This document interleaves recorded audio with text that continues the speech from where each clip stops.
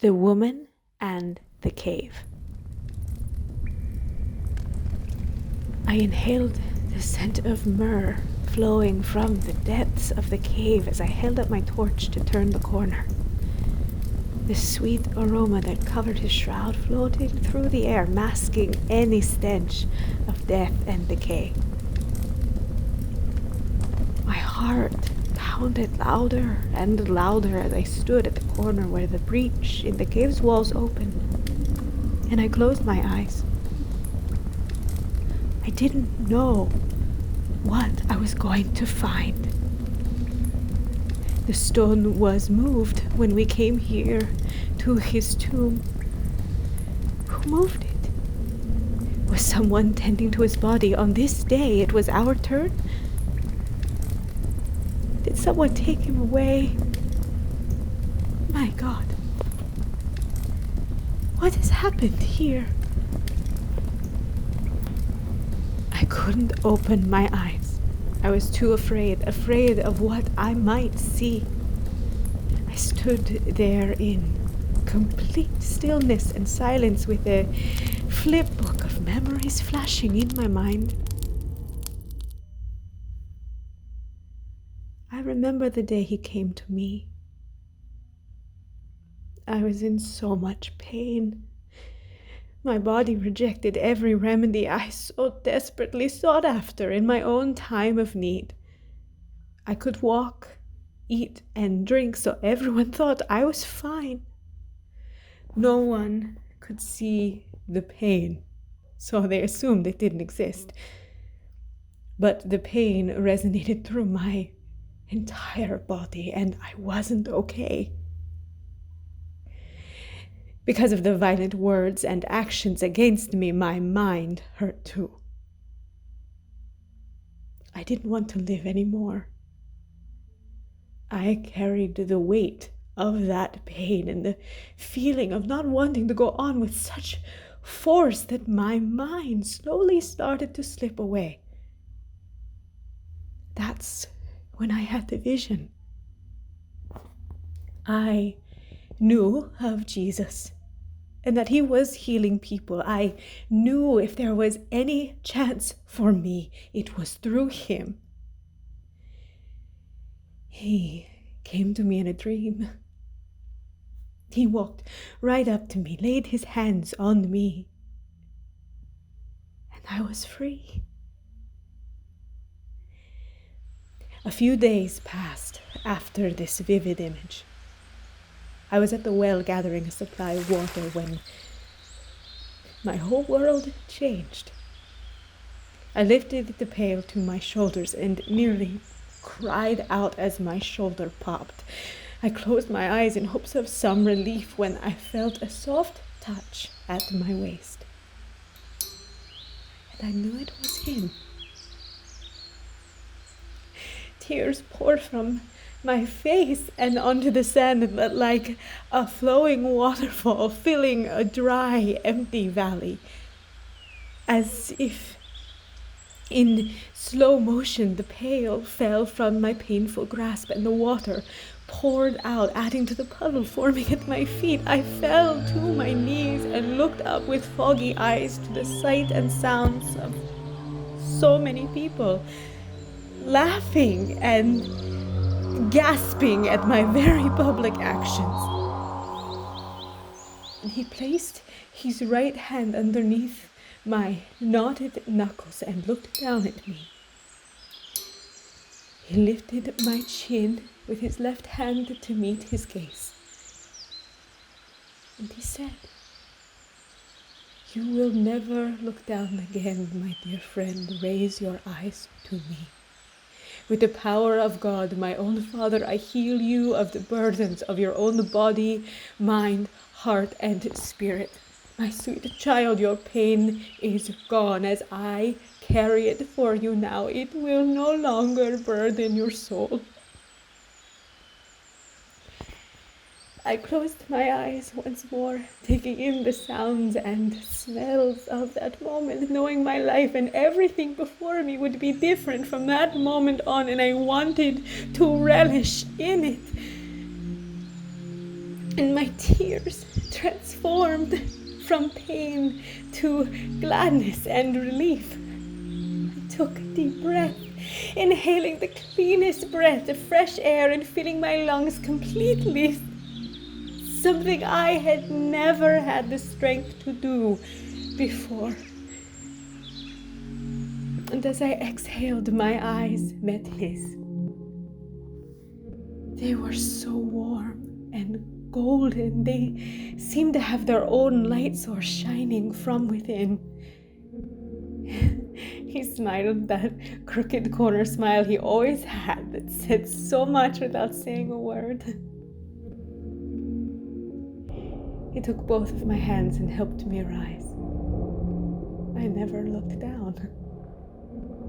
I couldn't look away from his kind eyes as he slowly closed them and took a deep breath and exhaled. My pain died that day. I had given it a soul, and he took that soul to heaven for me, bearing it deep within him as he did for everyone he healed. I followed him closely from that moment on, and I made sure that he never had to worry about the weight of his ministry. I opened my eyes at the cave's corner again, the silhouette of my torch playing tricks on me, the flickering flame dancing across the stone surface like shadow puppets telling the story of how we all got here but can't leave, chained to the walls. I closed my eyes once more, the flip book of memories kicking in and rushing me back to the week before, which seems like an eternity ago. The flame of our candles quivered in the evening air, shaking about, much like our erratic heartbeats at that anxious breath we all carried that night. The 12 of us gathered around the table, hanging on to his words like we were gasping for air at the surface of the river. My heart was pounding just as hard as it is here in this cave.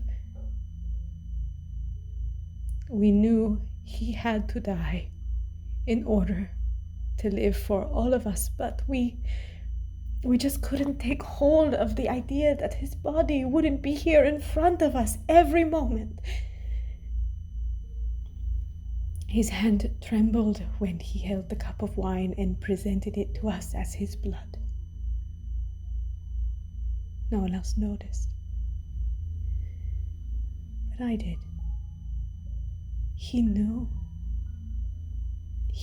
he was going to die a horribly painful death, and he was scared too. That's what people don't tell you. He was human.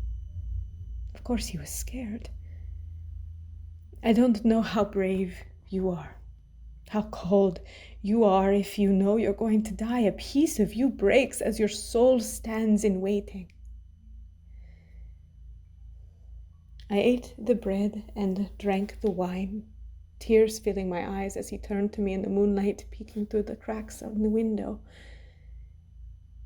He put his hand under my chin once more, pulling my face towards his, and smiled that crooked corner smile, saying, "Never look down, for you will lift so many people up."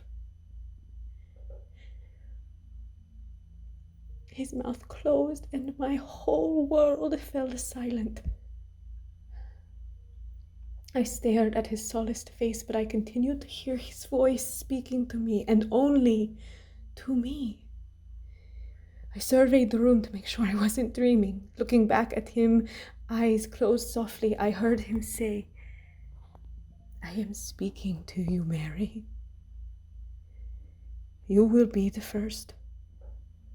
You will be the first witness to my resurrection. You were always the first. They won't believe you.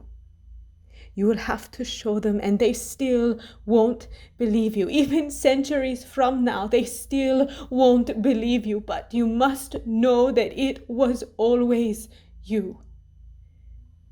It will always begin with you. A woman. The only woman close to me aside from my own mother. You see in me something that the others do not. You see that I am feminine and masculine. You see the mother and the father. You see God in a way that no one else will, and you will spend the rest of your life here and in heaven encouraging others to see your vision too. Wipe your tears. Not because I am ashamed. Your tears are like gold and honey, but wipe them to stay strong for those around you. I know it's hard being a woman in this world, but I need you to take those tears and save them. Use them to bathe my body when you visit me. Anoint my body in your tears. He slowly opened his eyes, seeing the astonished look on my face, and nodded. I nodded back and wiped the tears that filled my eyes and streamed down my face. Then I woke to find the sweaty hands of his mother Mary next to me. We were at the cross and wept at his feet, nailed to that rough wood. So much happened, and it was all a muddy blur of remembrances. How did we get here? Wasn't it just yesterday he smiled at me so softly, reassuring me of my place in his ministry? Now I am at his dirty, stained feet, covered in earth and salt and blood. I touched his side as he came down, in the same spot he touched me at the well seemingly so long ago. I brushed across his rib cage and felt each one. So pronounced, so bruised and battered and bloody from the stab wounds. We immediately went to work, cleansing his body, doing what needed to be done. We buried him in the cave, a place given to us by a humble man, wrapped in a clean white shroud, myrrh dripping along the fabric. Its sweet scent filled the cave's solitary room. The light of our torches cast strange shadows on the wall, shadows of the thousands of souls saved by his death. Oh, my heart ached for him. My soul felt simultaneously lifted to the heavens and ripped from my very ribcage all at once. The days in between that moment and where I'm standing right now are hazy. There was so much persecution and hateful words in the grisly death of him. So many boastful he was gone, yet so many honored he existed as a human being. All those words and emotions are swirling around me now as I wait to turn this corner. Their echoes and whispers clinging to the air like haunting music. Today is my day to cleanse. I have all but forgotten the words he spoke to me the night we ate bread and drank wine together for the last time. I am speaking to you, Mary. You will be the first. I can hear these words echoing through the cave, but today is supposed to be my turn to spend time with his body alone, to talk to him after everything that has happened. We took the long dirt trail lit by a fraction of sunrise as it broke the surface of the earth to gather spices and more myrrh at the market. Then we headed to the stone entrance where we last left him and discovered the large stone was moved. I ignored all logic and ran inside, torch blazing. I felt the walls of the cave like the embossment of his ribs when he came down from the cross.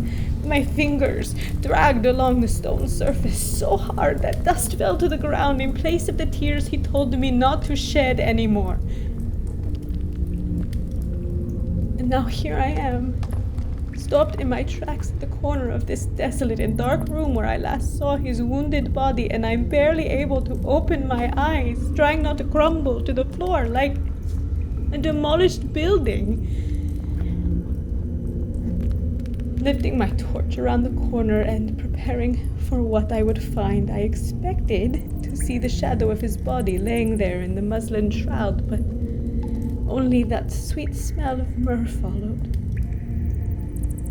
I turned the corner and gasped, completely in shock. I fell to my knees and tried not to cry out, just like that day at the well, because I knew. My mind and all logic told me that someone must have broken in and taken his lifeless body away, never to be seen again. But my heart and soul told me otherwise.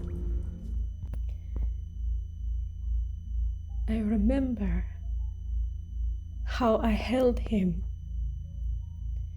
I held his hand when he healed me. I held it again when he laid his body here before we wrapped him in the shroud. His eyes were kind and loving.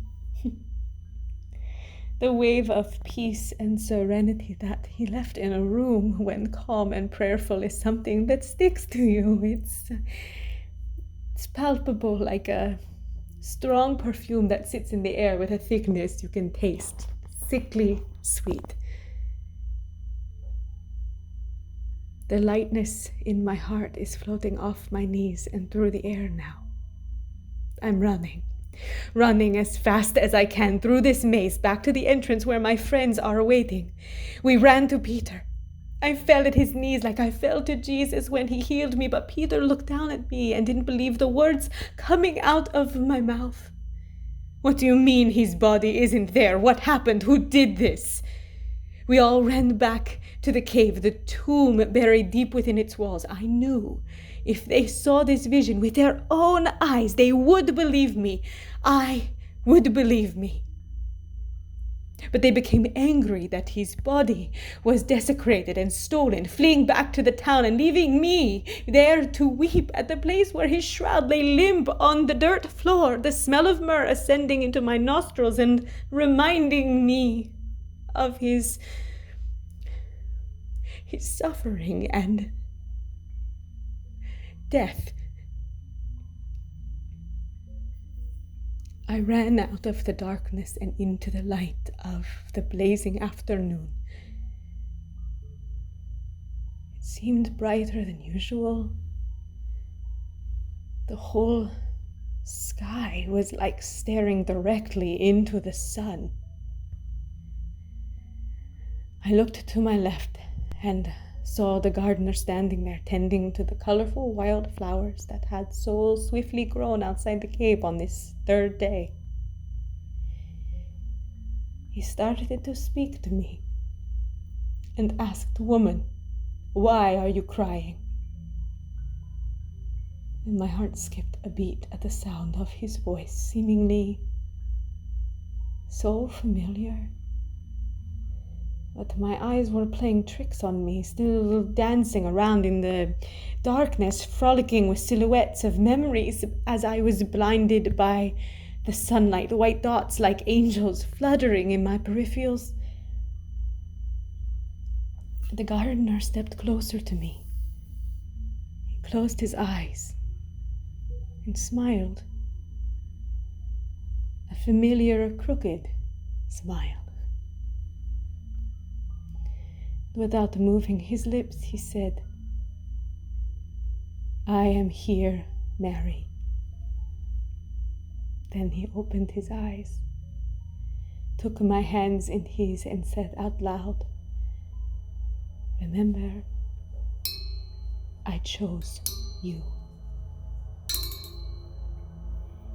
In that moment, my whole world came swirling back around me. The light of heaven became so blinding, I fell to my knees once more at the sight of it. But I still couldn't look away. I saw an angel flapping her wings. She fluttered there softly, gently, light emanating from within.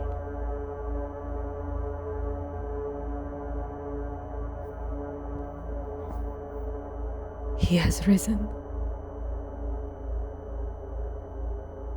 Rabboni, I said. An all too familiar nod